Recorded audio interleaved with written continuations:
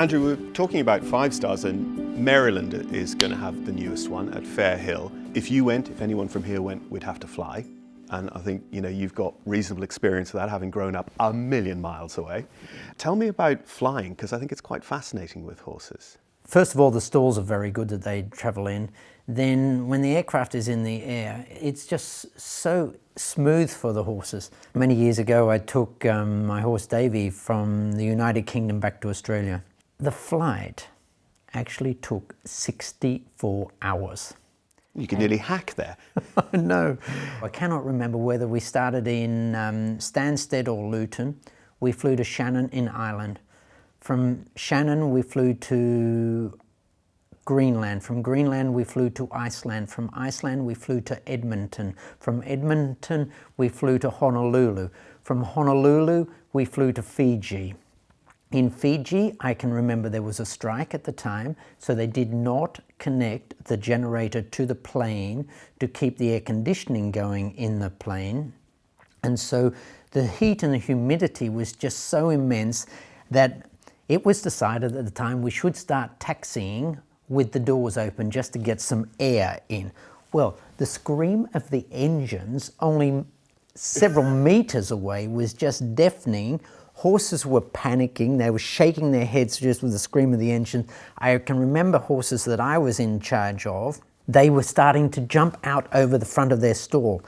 But the stalls were not like the stalls of today, where it's like you on a forklift and on a pallet where you lifted up the stall and then it's driven into the aircraft on rollers.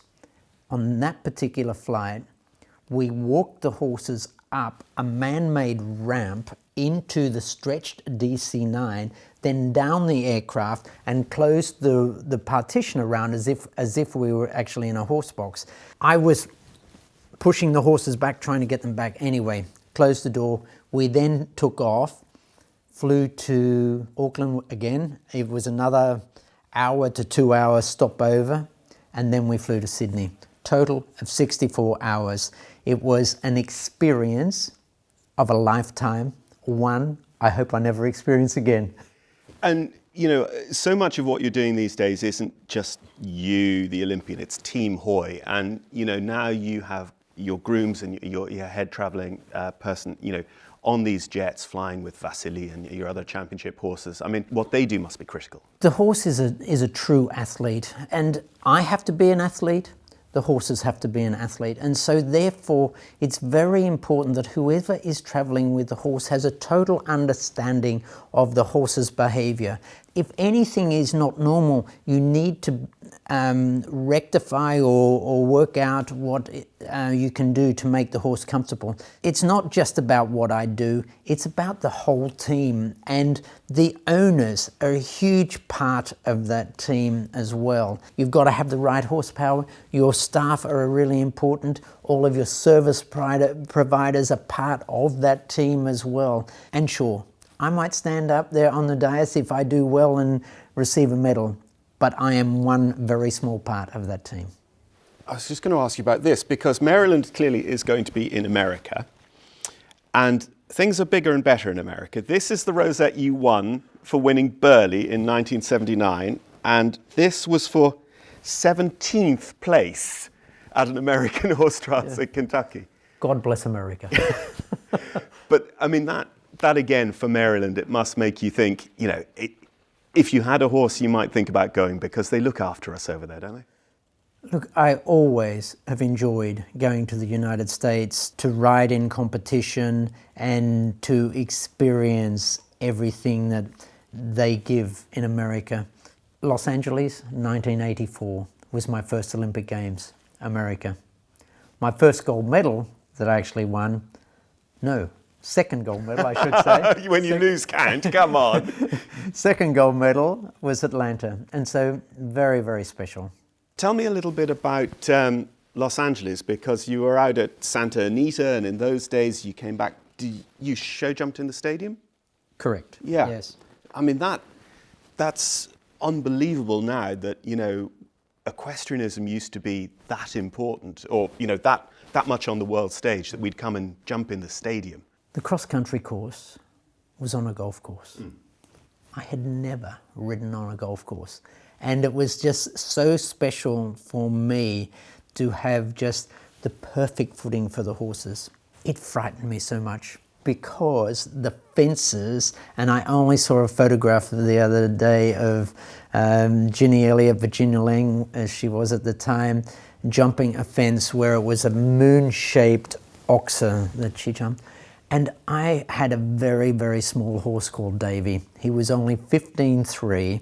He was my pony club horse, first Olympic Games. I was just so frightened. And I also have a wonderful photograph of when we were back in the stadium, the show jumping. There was one particular fence. During the walking of the course, all the riders were asked to write their signature on a big board on the base of the fence with rails on top. And so that was very, very special to have. The other thing for me, first time being in an Olympic village.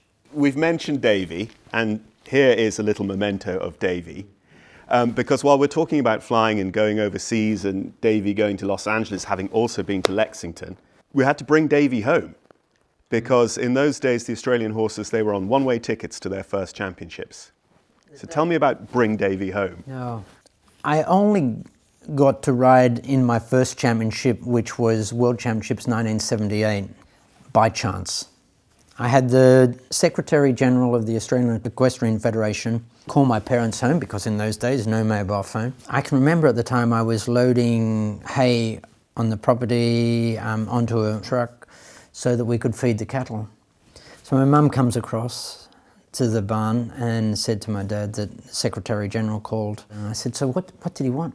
He said, well, some of the riders have, either their horses have had injuries or the riders have had injuries, so they would like you to go and join the team. And I said to him, but they're flying to America, I think, in like 2 weeks' time. And he said, yes. I said, so when do they want me to go? And he said, well, they basically want you to go straight away. I said to him, so what did you say? He said, I told them that we'd think about it. We'll call them back tomorrow. And to this day, my father is the only man that has ever said to the management, we'll think about it. So I did go into the training camp within 2 days. When I was in the training camp, I realized that the horse only got a one-way ticket.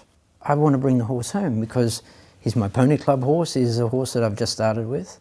My mum, and little did I realize at the time, spoke to the local pony club and spoke with the local community. And so they set up stalls for selling cupcakes and fruit and food and things like that. They raised money, bring Davey home. And so Davey was a horse that took me around the world 3 times. And each time we raised the funds to take him back to Australia. When you did go home, I mean, Davey had to go and meet all his funders, didn't he? He went to the pony club, he went to the bake sales, he went to the community halls. Yes, Davey became very well travelled around the local community. People were just so supportive. And the other frightening thing was the World Championships that I was first selected to go to in Lexington, Kentucky. That was my first advanced competition. Today's world, you would not be able to do that. But I'd had very good successes on the run up to there, but I wasn't selected until 2 weeks before, when horses and riders were either getting injury and not able to go. Sandra, we've been chatting about Maryland in the autumn, and I've been enjoying this Damson Negroni, very nice indeed. And the Oxton Liqueur Company, who've made the base of that, are partnered with Team Hoy, and I mean, that must be a great opportunity for your owners. Absolutely fantastic to have the association, because for the team, it's just so important that everyone enjoys the opportunity of being part of it and being with us. Enjoying the sport is one of the most important things.